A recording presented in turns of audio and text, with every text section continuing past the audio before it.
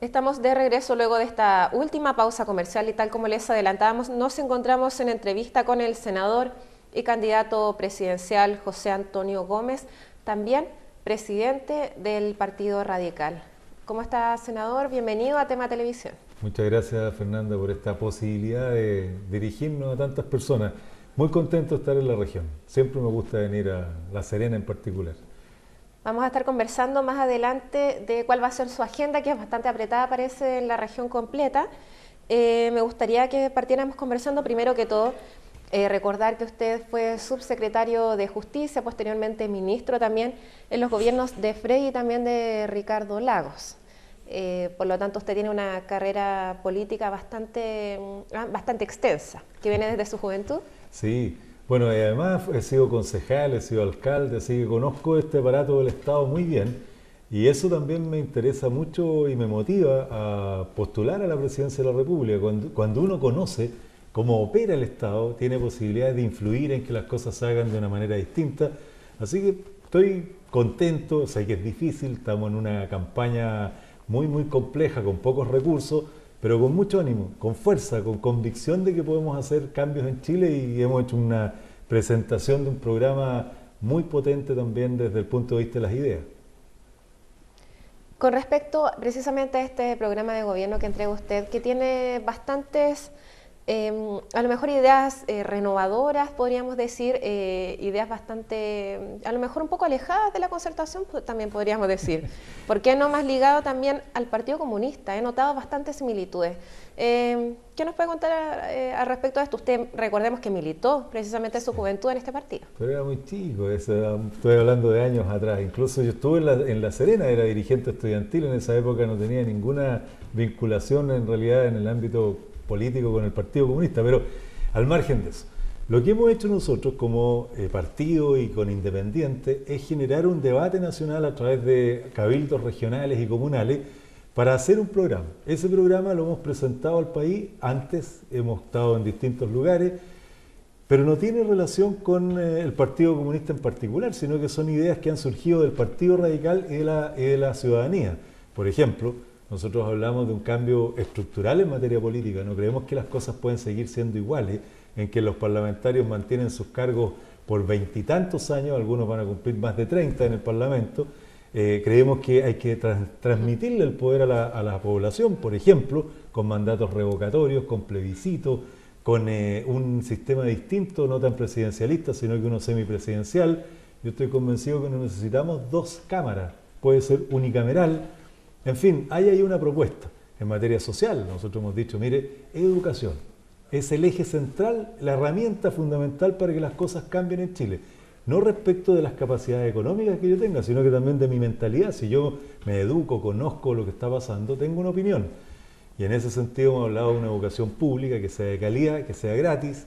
En materia de pensiones, creemos que es necesario en un primer paso tener una AFP estatal que regule lo que son las comisiones que se cobran, que las utilidades no sean para las AFP, sino que sean para los cotizantes. Así que, más que una vinculación con una doctrina o partido en particular, tiene que ver con una visión de país que hemos tratado de abordar. Con respecto a esto que usted dice sobre la gente que ha permanecido mucho tiempo en política, en algunas declaraciones recientes a medios de comunicación, en particular a Radio Cooperativa, y me parece que también al programa de televisión Tolerancia Cero, usted decía que hay mucha gente que está preparando el terno para un próximo gobierno. ¿De quién estamos hablando particularmente? Bueno, es verdad, yo lo digo con toda claridad. Lo que pasa es que hoy día tenemos una candidata que obviamente tiene las mejores posibilidades, que es Michelle Bachelet, y detrás de ella se junta un grupo que yo entiendo que ellos creen que están ganados y que van a llegar al poder. En mi opinión, es muy importante que logremos ganar la presidencia, pero hay que ganarla para algo. Y ganarla no para tener esto que yo digo, la sensación de que voy a tener mi terno azul y que voy a ser ministro, subsecretario, sino que para plantearle al país ideas renovadoras y diferentes. Y en esa lógica, a algunos les molesta que yo diga que este árbol más frondoso me tengo que poner debajo, cuando en realidad lo que hay que hacer es debatir ideas. Nosotros hemos propuesto un programa, queremos conocer el programa de los demás candidatos, queremos debatirlo. Nosotros estamos por una reforma tributaria y queremos que esa reforma tributaria sirva ¿para qué? no para que el Estado se quede con los recursos, para que podamos redistribuir, para hacer la vida mejor. Ese es nuestro sentido. Así que tenemos ahí algunas frases que de repente molestan, pero que tienen ese sentido. Yo estoy en política porque creo que hay que trabajar porque las cosas sean distintas. Con respecto, también usted hablaba de los independientes que han trabajado en su campaña y que están trabajando también, se puede ver en su página web que usted tiene un kit también que puede bajar la misma gente que quiera ser voluntario. Esto es bastante distinto a lo mejor a lo que han hecho otros candidatos. Cuéntenos al respecto de esta llamada a la ciudadanía a trabajar por usted. Mira, tenemos un grave problema nosotros que afrontamos una elección presidencial o primarias presidenciales sin recursos. No tenemos donantes que nos entreguen plata. Además, yo soy partidario que ojalá esas donaciones sean públicas, porque creo que la política y el dinero tienen que ser transparentes. Pero bueno, no tenemos recursos y hemos hecho un esfuerzo por vías digitales, por viajes a las regiones, esta entrevista que tú nos haces, y además establecimos este criterio de participación a través de la página web con ese kit que puedan hacer propaganda, que puedan imprimirla ellos mismos y tratar de difundir lo que nosotros estamos planteando. Y que son temas, yo diría, tan lógicos. Mira, yo trato de transmitir esto porque algunos dicen eso es muy antiguo. ¿Qué es lo que creo yo? Creo que en una sociedad que vivimos tan ligada a la economía, tan ligada al éxito individual, es necesario poner un componente de mayor fraternidad, de mayor colaboración entre nosotros. ¿Y quién puede ayudar a eso? En mi opinión, el Estado. El Estado puede, por ejemplo, para ti que eres una mujer joven, ¿qué es lo que dice el presidente? Te voy a dar un bono por tercer hijo de 100.000 pesos. Ese no es el camino. El camino es que el Estado te facilite la vida. ¿Y cómo la facilita? Teniendo educación que sea de calidad y ojalá gratis, por supuesto. Tener un sistema de salud que no sea una catástrofe, que el Estado haga esfuerzos económicos por eso. Darte la posibilidad de que cuando tú vayas a salud no te cobren 5, 6 o 10 veces más por algo tan increíble, por el peligro que tú seas mamá. Cuando debería ser al revés. Yo debería estar feliz que tú quieras ser mamá y ayudarte como Estado. Esos son los cambios que nosotros queremos proponer y por eso decimos que el Estado tiene que ser responsable de sus ciudadanos. Este Estado subsidiario colapsó, no da para más y por eso que estamos en este proceso difícil. Con respecto también a los independientes, muchos independientes que lo apoyan en su campaña, ¿qué pasa con el sistema binominal? Actualmente la mayoría de los candidatos, de los precandidatos en este caso, están hablando del sistema binominal, sin embargo, ¿por qué no se cambió antes? Varias razones. La primera es que existían algunas propuestas y parlamentarios de cualquier sector decían, mire, en realidad conversemos porque te cambian los distritos, te cambian las poblaciones y algunos ya están acostumbrados a reelegirse. El famoso tiene-mantiene. Por otro lado, la derecha en particular nunca ha querido cambiar el binominal. Entonces hemos tenido una falta de votos y de decisión política. Pero la verdad es que tampoco el sistema binominal en las condiciones de hoy día puede mantenerse. La población se siente no representada. Fíjate que este sistema de representación en la cual yo tomo decisiones, a mí solo se me puede cobrar lo que yo he hecho en función de la elección. O sea, si yo me hubiera reelegido, en el caso de la senatoría en 8 años, en el caso de los diputados en 4 años. Entonces, no quieren hacer ese cambio porque eso mantiene el poder como está. Yo creo de verdad que no da para más. Esta cosa tiene que tener un remesón. Es necesario que entre gente nueva, independiente. Por eso digo, la competencia es tan relevante. Desgraciadamente, todas estas diferencias que hubo nos llevaron a hacer primarias que podrían haber permitido a un Giorgio Jackson, a otra gente nueva de participar en política. Con respecto a lo mismo que usted se refiere, las primarias, fue algo que se adelantó tanto.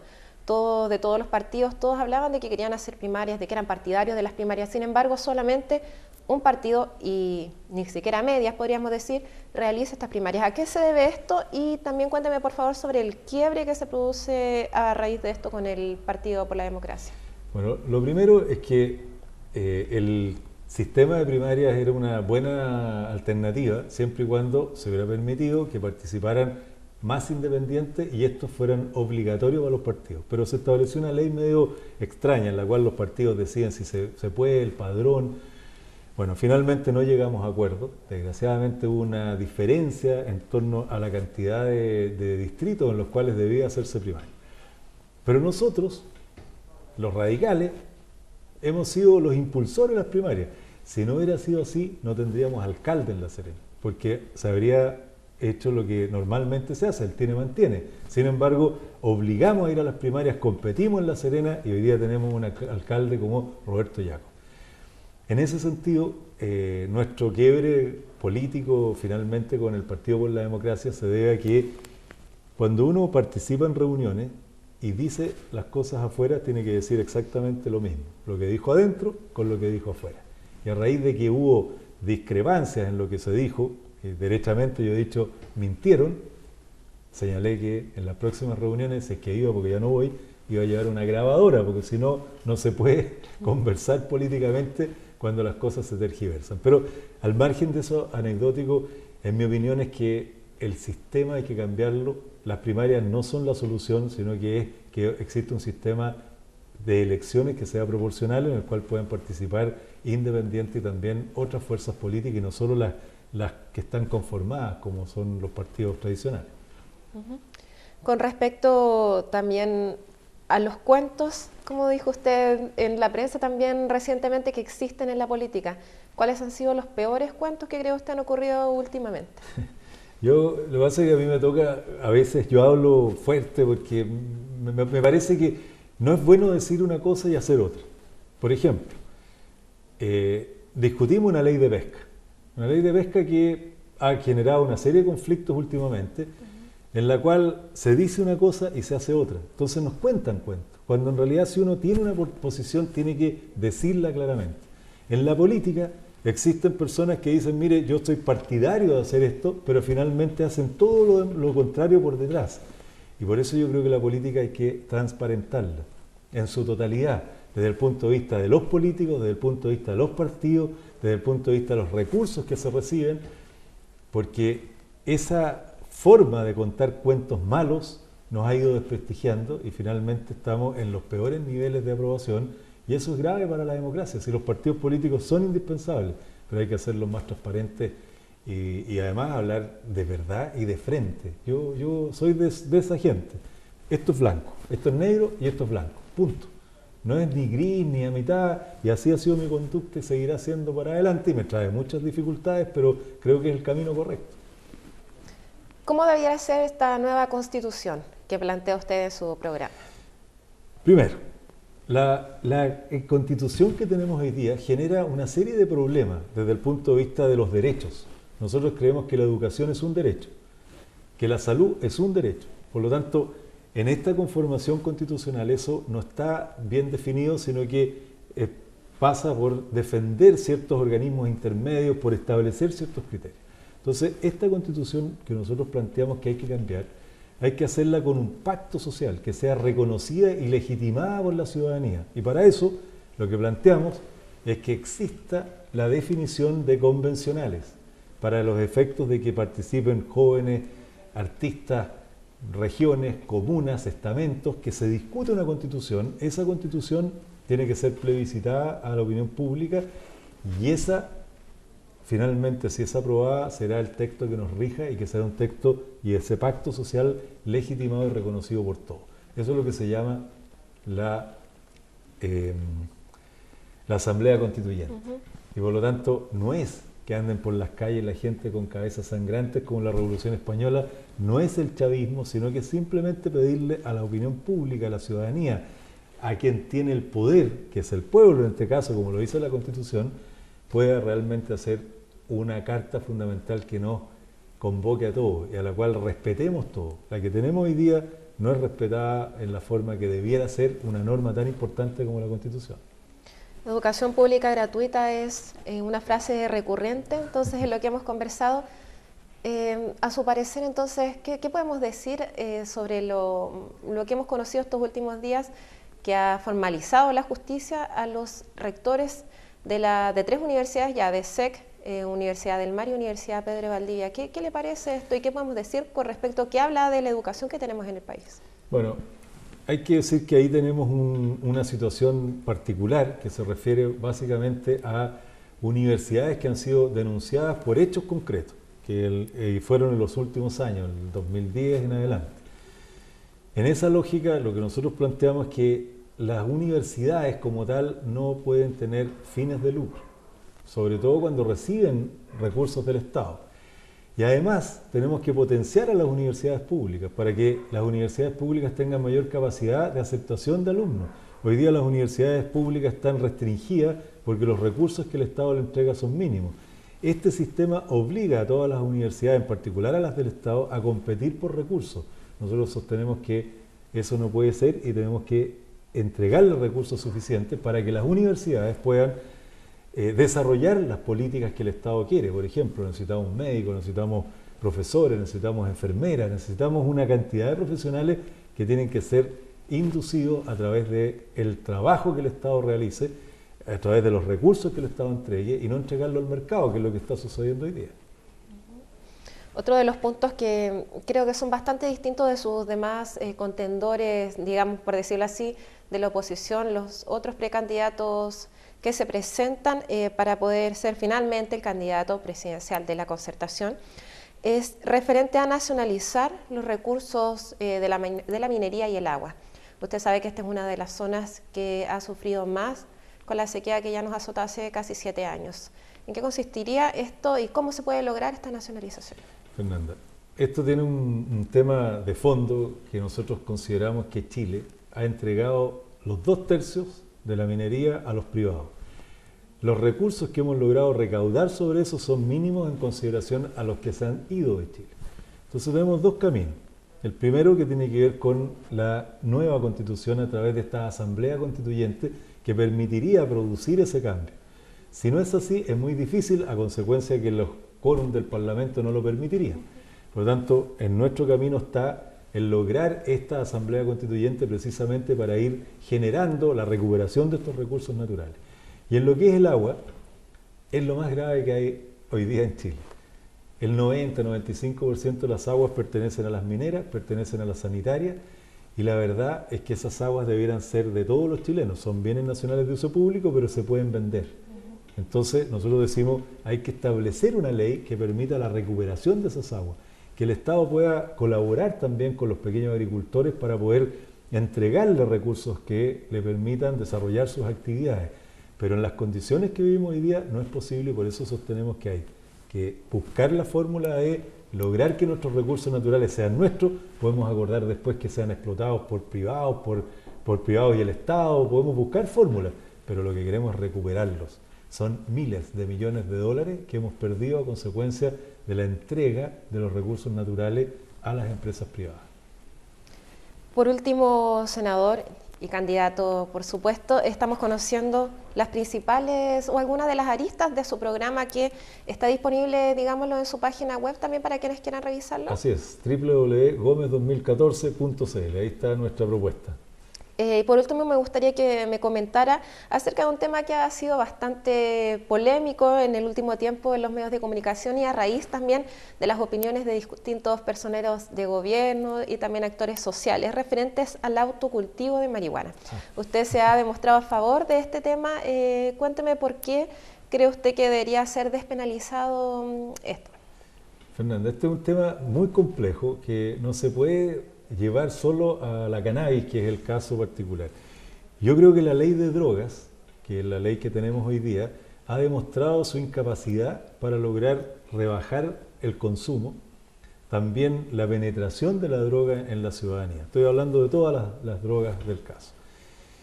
El punto es que hay hoy día una situación respecto de la cannabis, no solo en Chile, sino que a nivel mundial. En el caso de la OEA, acaban de sacar una norma o un documento en el cual dicen, mire, el éxito que hemos tenido respecto del control de la marihuana y de la cannabis en el mundo ha sido malo, no ha sido exitoso. Por lo tanto, tenemos que buscar fórmulas. Presidentes como Clinton, como Lagos, como el presidente de Brasil, también dijeron, mire, si volviéramos a ser presidente buscaríamos una forma distinta. Entonces, ¿cuál es nuestro planteamiento? Primero, el tema de la marihuana o la cannabis no es un tema que lo podamos llevar a lo penal, sino que tenemos que buscar en la vía de la salud, de buscar las maneras de que si hay consumo excesivo debe ser tratado por el sistema de salud. Yo no saco nada con llevar a la cárcel a un joven porque finalmente lo voy a afectar 10 veces más en vez de lograr que salga de ese circuito, si es que es un circuito, en este caso, la marihuana.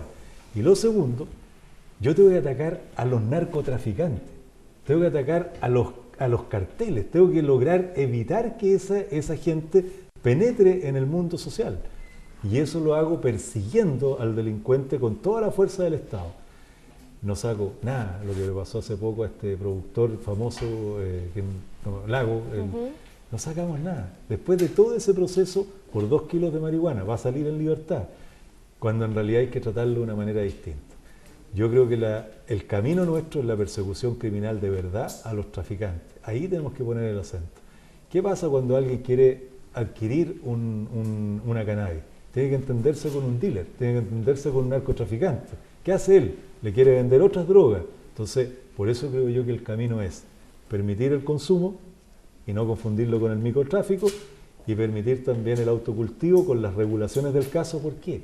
Porque además los que venden porquería, pues venden mezclado con pasta base, mezclado con... Entonces, creo que la situación de la cannabis es muy distinta a la de otras drogas y podemos buscar una fórmula distinta de solución que no sea criminal. Sin duda hemos podido revisar solamente algunos de las áreas más importantes de su proyecto, de su trabajo que se va a realizar en caso de que, por supuesto, sea victorioso a finales de este año en la candidatura para presidente. Por lo mismo lo invitamos a que ojalá cuando visite nuevamente a la región pueda visitar Tema Televisión y contarle así su propuesta de trabajo muy interesante, y como decíamos pudimos revisar a medias solamente hoy día. Así es que le agradezco, senador, candidato a la presidencia y presidente del Partido Radical. Muchas gracias, José Antonio, por este tiempo que nos ha entregado. Muchas gracias, Fernanda. De verdad que le agradezco a la televisión local, y además decirle a la gente que vaya a votar, porque no usted quiera, pero vote, porque después usted dice, mire, son todos iguales, no pasa nada. Si usted quiere que no salga alguien, vote. Si usted quiere que salga alguien, vote, participe. 30 de junio. Primarias abiertas. Primarias abiertas, puede votar todo el mundo, y van a estar los dos candidatos, las dos fuerzas representadas en ese voto, la alianza y la oposición. Así que tiene todo el derecho a votar, y ojalá voten mucho, y ojalá lean los programas. No voten ni por sonrisa ni por carteles, vote por propuesta. Muchas gracias. Con esta invitación entonces nos despedimos y será hasta mañana. Recuerden que estuvimos junto a ustedes gracias a Mutual de Seguridad. Trabaja tranquilo, vive feliz, que descansen.